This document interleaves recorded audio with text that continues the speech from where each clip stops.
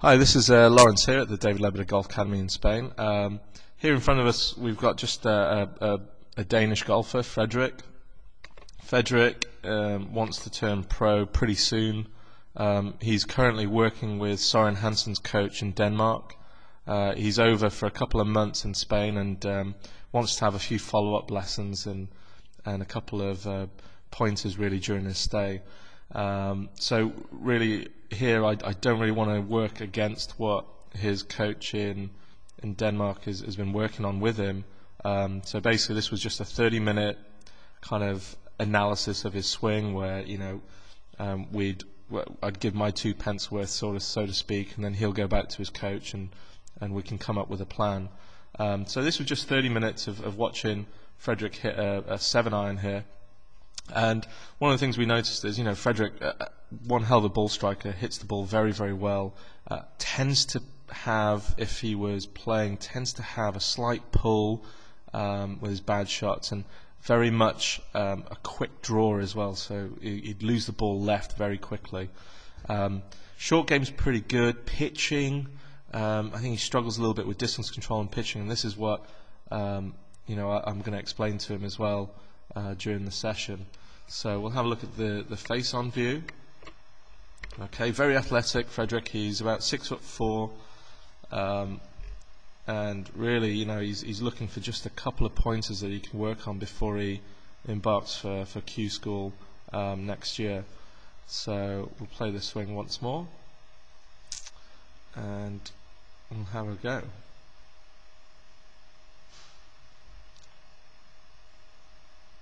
Okay, so basically what we pointed out to Frederick was really just the synchronization of the body. Okay, and it was very much body orientated, and one of the things that he's working on with his coach is trying to get his hands at impact a little bit more forward of the golf ball, because he tends to hit very, very high shots, and sometimes, you know, into the wind he can't really control the trajectory. So he's trying to lower his ball flight down. That was his main thing that he's working on with his coach. But what I wanted to show him was that, you know, there's an easier way of trying to get him to hit it lower, and it's actually to do with his backswing and his backswing pivot. So if we were to pull up, you know, let's say for instance, you know, Charles Howell, okay, and basically I just asked Frederick here just to have a look at Charles Howell's lower body and how that worked. And as we coil up, immediately Frederick saw an instant coil with Charles Howell's hips, so you can really see how his belt buckle turned to the right of the golf ball, and also you notice how the left knee started to almost come in towards the golf ball, and also he picked up on the point that the right leg almost looked as if it was straightening on the way back to get that right hip back and around him. So he's very much coiled. And if we have a look at Frederick's lower body here, you know, the first thing that he noticed straight away was that, yeah, how very little coil he had. If anything, he was actually already squatting by the time he reached the top, which is a very dynamic move. But however, you know, the tension in his upper body, the amount of torque that's up there through his body was just too much. It was very explosive in the downswing, so his tendencies there were to obviously spin the hips, and you can see there, you know, the difference with the lower body. And, you know, as I showed Frederick here, as I return his hips to square, which is probably around here in his transition, his hands are still way up at the top. Okay, we watch Charles as he makes his transition and he squares his hips up.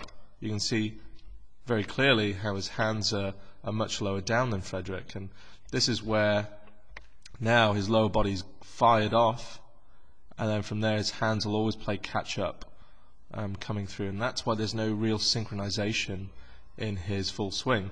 And you can imagine as well trying to pitch with this explosive kind of torque running through your body would be very difficult. So, you know, that was one of the images that I wanted to show Frederick, and you can see here how synced up Charles Howell's arm swings is with his body. So you can see, you know, the drive, the hands push forward there for Charles coming through impact.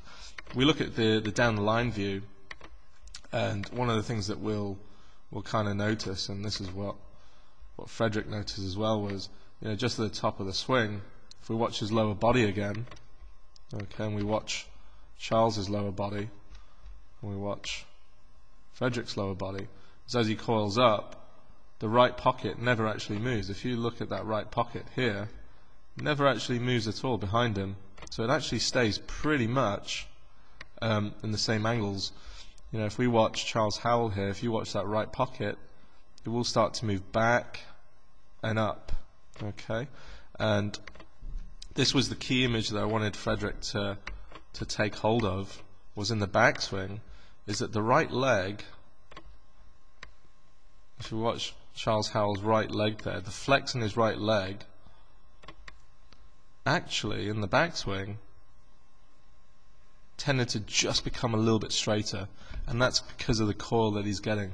If we look at Frederick's right knee flex, he almost increases that right knee flex, and as such produces a very, very flat look to his hips and also to his knee line.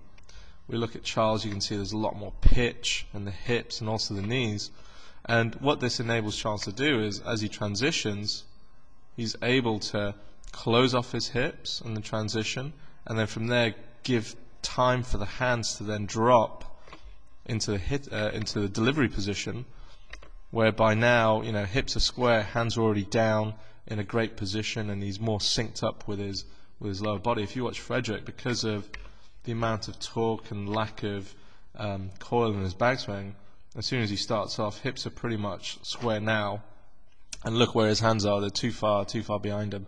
And then from there he's always going to have to play catch up.